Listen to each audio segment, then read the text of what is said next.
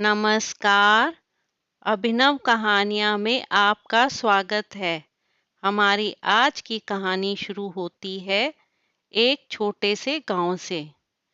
घने जंगल के बीचों बीच बसा एक छोटा सा गांव, चंद्रपुर। यहाँ की हर एक रात अजीबोगरीब घटनाओं से भरी रहती थी। गांव के बुजुर्ग बताते थे कि हर पूर्णिमा की रात गांव के पुराने महल से अजीब आवाजें आती हैं। लोग कहते थे कि वहां भूतों का बसेरा है, लेकिन आज तक कोई भी सच्चाई जानने का साहस नहीं कर पाया था। विजय, एक साहसी युवक, जिसने गांव के इन किस्सों को हमेशा अंधविश्वास माना, उसने ठान लिया कि इस पूर्णिमा की रात वह महल की सच्चाई जान कर रहेगा। विजय ने अपने दोस्तों अर्जुन और रोहित को भी इस साहसिक कार्य के लिए मना लिया। तीनों ने योजना बनाई कि रात 12 बजे महल में प्रवेश करेंगे। रात होते ही पूरा गांव जैसे खामोश हो गया। विजय, अर्जुन और रोहित ने अपने अपने घर से निकलकर महल की ओर कदम बढ़ाए। उनके दिलों की धड़कनें तेज हो रही थीं, लेकिन साहस भी उतना ही प्रबल था। महल के पास पहुंचते ही उन्हें अजीब सा एहसास हुआ, जैसे कोई उन्हें देख रहा हो। लेकिन उन्होंने अपना मन पक्का किया और महल के अंदर प्रवेश किया। महल की हालत खस्ता थी। दीवारों पर जाले और फर्श पर धूल की मोटी परत बिछी थी। सब कुछ वर्षों से बिना हिले डुले पड़ा था। महल के अंदर घुसते ही तीनों ने टार्च जलाई और चारों ओर नजर दौड़ाई। अचानक उन्हें एक हल्की सी सरसराहट सुनाई दी। तीनों के कान खड़े हो गए। क्या ये सचमुच भूत हैं? अर्जुन ने कांपते हुए पूछा। डरो मत, ये बस हवा हो सकती है, विजय ने उसे दिलासा दिया। उन्होंने धीरे धीरे महल की जांच शुरू की। चलते चलते वे एक बड़े हॉल में पहुंचे, जहां पुरानी तस्वीरें और फर्नीचर बिखरे पड़े थे। तभी उन्हें ऊपर की मंजिल से किसी के चलने की आवाज आई। चलो ऊपर चलते हैं, विजय ने कहा। वे सीढ़ियों से ऊपर चढ़े और एक लंबे गलियारे में पहुंचे। वहां एक कमरे का दरवाजा खुला था, जिसमें से हल्की सी रोशनी आ रही थी। तीनों ने चुपचाप कमरे की ओर कदम बढ़ाए। कमरे में पहुंचते ही उनके होश उड़ गए। एक बूढ़ा आदमी वहां बैठा था, जो किसी पुराने दस्तावेज को पढ़ रहा था। उसने तीनों को देखा और मुस्कुराया।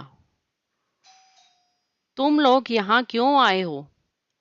उसने शांत आवाज में पूछा।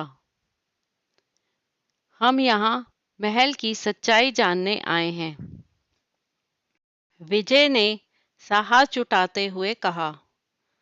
लोग कहते हैं कि यहाँ भूत रहते हैं। बूढ़ा आदमी हंसने लगा। ये महल भूतों का नहीं, बल्कि रहस्यों का घर है। मैं राजा विक्रम का वंशज हूँ, और ये दस्तावेज हमारे परिवार की गुप्त बातें बताते हैं।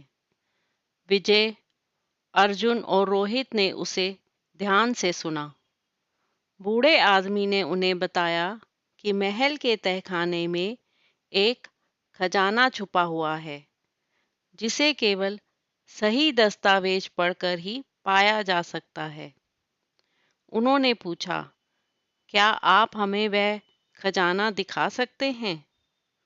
बूढ़े ने दस्तावेज बंद किए और तीनों को तहखाने की ओर ले गया। तहखाना अंधेरा और ठंडा था, लेकिन बूढ़े आदमी की उपस्थिति ने उन्हें हिम्मत दी। तहखाने के अंत में एक भारी दरवाजा था। बूढ़े आदमी ने दस्तावेज से कुछ पंक्तियां पढ़ी और दरवाजा खुल गया। अंदर एक बड़ा कक्ष था, जिसमें सोने चांदी के सिक्के और कई बेशकीमती चीजें रखी थीं। तीनों की आंखें चमक उठीं। बूढ़े आदमी ने कहा, "ये खजाना हमारे पूर्वजों का है और इसे सही व्यक्ति को ही मिलना चाहिए।" विजय ने पूछा, "तो आप यहाँ हर पूर्णिमा की रात क्यों आते हैं?" बूढ़े ने मुस्कुराते हुए कहा, "मैं यहाँ खजाने की रक्षा करने आता हूँ। गांव के लोग अंधविश्वास में जीते हैं, लेकिन असली खजाना यहाँ है, जिसे सही व्यक्ति को सौंपना मेरा कर्तव्य है।" विजय, अर्जुन और रोहित ने बूढ़े आदमी का धन्यवाद किया और महल से बाहर निकले। उन्होंने सोचा कि इस राज को गांव वालों से साझा करना सही होगा या नहीं, लेकिन एक बात तो तय थी, इस रात ने उनकी जिंदगी हमेशा के लिए बदल दी थी। गांव लौटकर उन्होंने इस रहस्य को अपने तक ही रखा, लेकिन विजय ने ठान लिया कि वह इस खजाने का सही उपयोग करेगा और चंद्रपुर को फिर से एक खुशहाल गांव बनाएगा। उस रात के बाद विजय की हिम्मत और बुद्धिमानी की चर्चा पूरे गांव में होने लगी। लेकिन महल का रहस्य अभी भी सिर्फ उन्हीं तीनों के दिलों में सुरक्षित था, और वे जानते थे कि कभी-कभी कुछ रहस्य उजागर होने के लिए नहीं होते, बल्कि उन्हें सुरक्षित रखने के लिए होते हैं। तो दोस्तों, आपको आज की कहानी कैसी लगी? लाइक और कमेंट करके ज़रूर बताएं और चैनल को सब्सक्राइब करना बिल्कुल ना भूलें। तो मिलते हैं एक नई कहानी के साथ। बहुत बहुत धन्यवाद।